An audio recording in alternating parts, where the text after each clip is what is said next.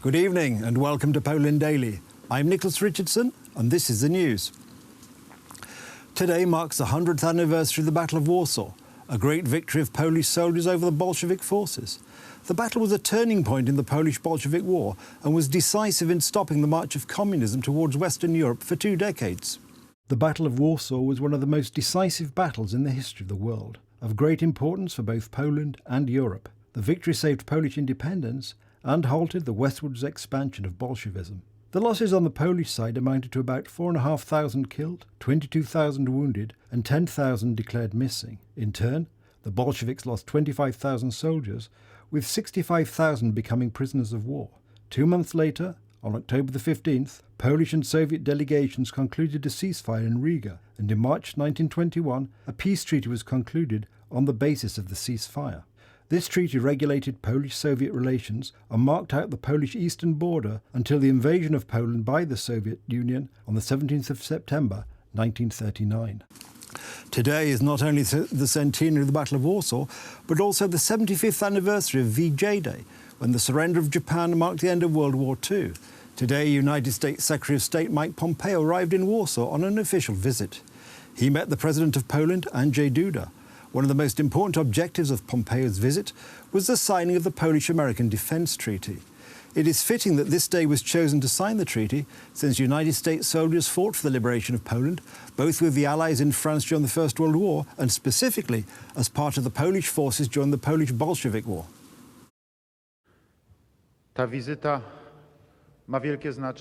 This visit is extremely important for 2 reasons, one practical and one symbolic. It is a symbolic visit because the Secretary of State is here with us on the 100th anniversary of the Great Battle of Warsaw, on the anniversary of our victory over the Bolshevik invasion, which happened on the Feast of the Polish Armed Forces. In a moment, the strengthened defence cooperation between Poland and the United States will be signed here at the Presidential Palace. This agreement is going to help us reach the next level of military cooperation. These past few years were not just symbolic. It wasn't just about the abolition of visas for Polish citizens. We were able to strengthen our cooperation in the energy field and many others. For instance, we had many great investments which have already been implemented and announced by American companies in Poland. I would like to express my happiness about this agreement. I would like to thank everyone who helped us negotiate this agreement. I would like to ask Mr. Secretary of State to convey my gratitude to Mr. President Donald Trump. To mark the centenary of the Battle of Warsaw, the Polish National Foundation has prepared a special film commemorating this great event to help spread knowledge abroad of what historians regard as one of the most significant military victories in history.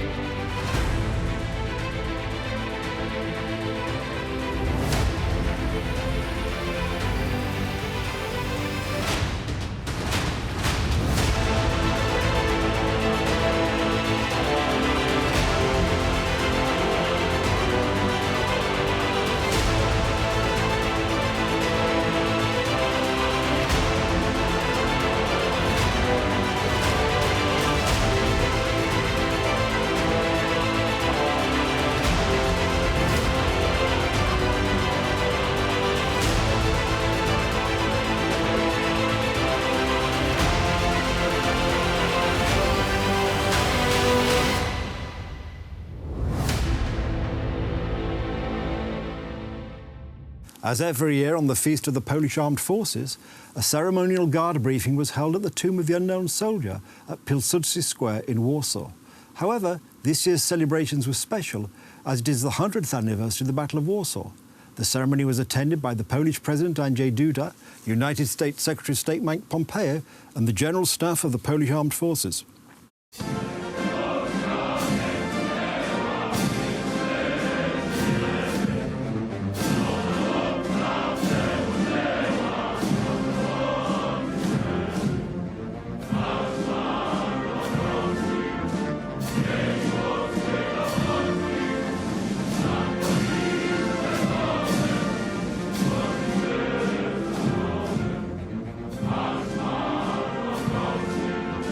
Yeah.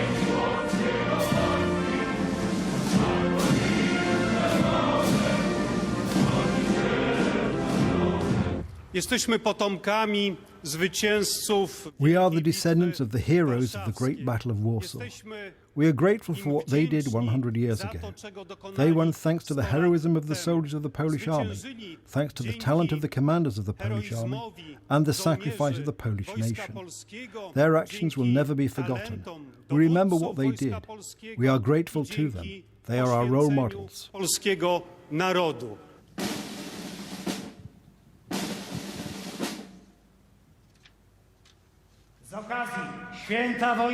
On the occasion of the Feast of the Polish Armed Forces and the 100th anniversary of the Battle of Warsaw, the nation salutes our heroes.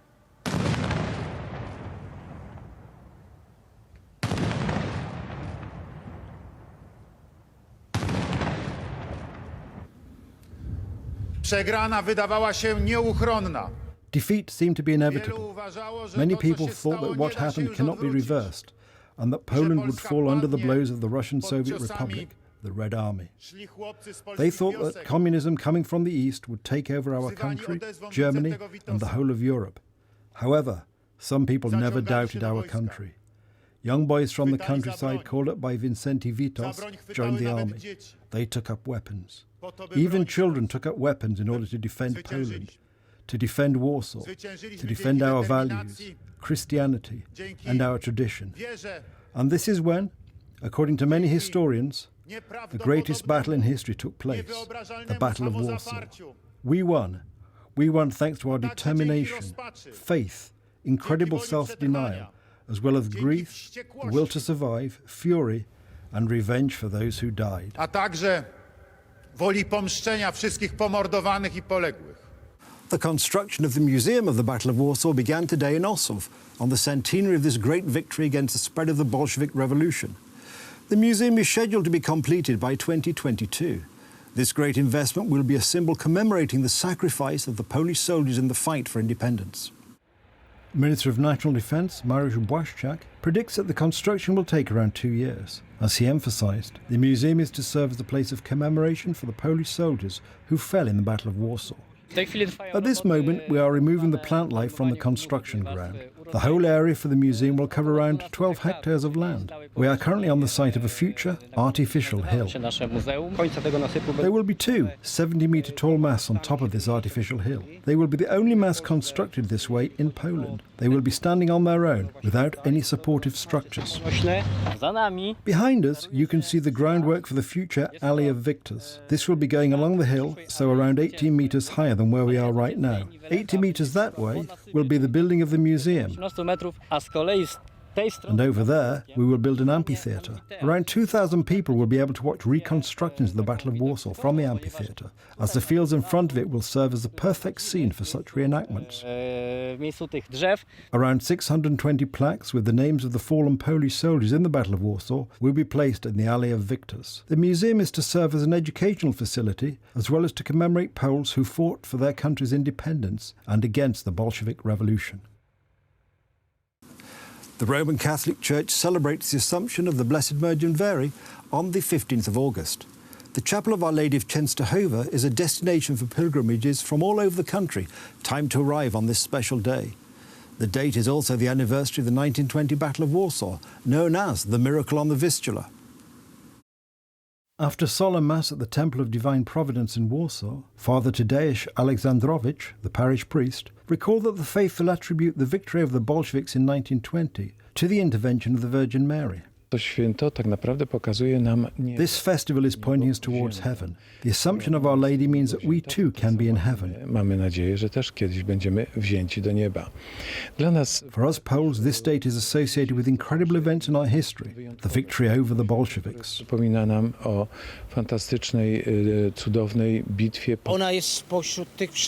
She represents us in the afterlife, and she is showing us our future, the heavenly one, the one that is the way of the Church. The celebration is also known as the Feast of Our Lady of Herbs, because on this day, priests bless bouquets of herbs and flowers brought by the faithful. In this way, believers express their gratitude to God for the first crops and also ask for a blessing for the next year. Dziś jest święto Maryi I This is Our Lady's Festival, and the priest said that the true greatness of man is in God. We should not look for greatness in ourselves or how wise we are, but in God, and Holy Mary will remind us of that, and we should not forget to do our good deeds.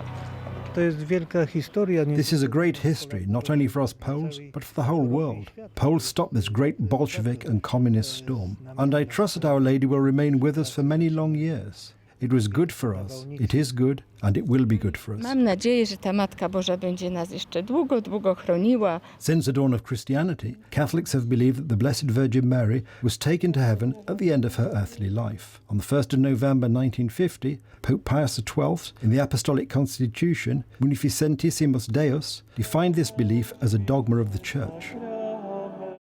That's the news on this day of celebrations. Thank you for watching. Stay with us for the weather, Poland Daily Business and more programmes. But from me, it's have a good night and a better tomorrow.